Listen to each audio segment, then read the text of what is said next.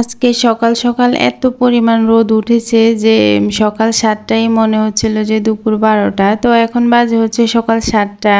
ঘুম থেকে উঠেছি, উঠে ফ্রেশ ট্রেশ হয়ে বারান্দায় এসে দেখলাম যে দিনটা অনেক রৌদ্রোজ্জ্বল।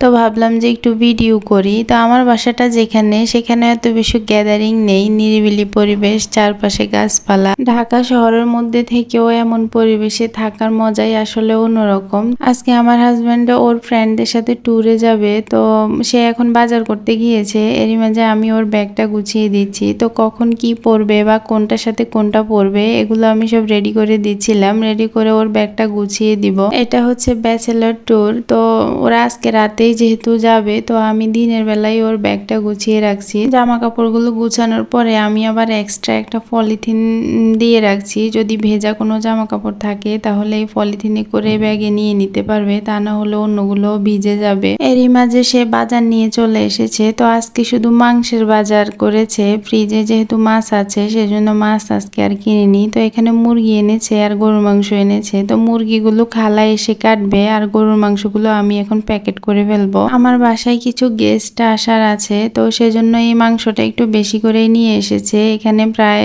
১০-১২ কেজির মতো মাংস আছে। তো আমি এগুলোকে আমার পরিমাণ মতোই প্যাকেট করে নিচ্ছি, মানে একদিনে যতটুকু রান্না করব ততটুকু করে। প্রতিটাতে আমি ১ কেজি থেকে একটু বেশি পরিমাণ করে রেখেছি। তো এখানে প্রায় ৮ প্যাকেটের মতো মাংস হয়েছে, আর কিছুটা আমি আজকে রান্না করার জন্য রেখেছি। তো মাংসগুলো প্যাকেট করে আমি রান্নাতে চলে এসেছি। আজকে দুপুরের জন্য আমি গরুর মাংসের বিরিয়ানি রান্না করব। তো আমি এখানে চাষি যে চিনি গুঁড়া চালটা আছে সেটা আমাদের পরিমাণ মতো মেপে নিয়েছি। আর এখানে মাংসগুলো ছোট ছোট টুকরো করে সব ধরনের মশলা মিশিয়ে বসিয়ে দিয়েছি। চালটা ধুয়ে পানি ঝরিয়ে আমি এখন অপর চুলায় চালটা ভেজে নিব। তো বিরিয়ানির চালটা সময় নিয়ে লো হিটে ভাজতে হবে। যত ভাজা হবে বিরিয়ানিটা ততই ঝরঝরে হবে এবং খেতেও ততই মজা হবে। তো চালটা কিছুক্ষণ ভেজে আমি পরিমাণ মতো গরম পানি দিয়ে দিব। দিয়ে চাল আর পানি যখন সমান সমান হয়ে যাবে তখন মাংসটা দিয়ে নেড়ে ছেড়ে নিব। তো এরপরে আমি এখানে দিয়ে দিচ্ছি কেওড়া জল, গোলাপ জল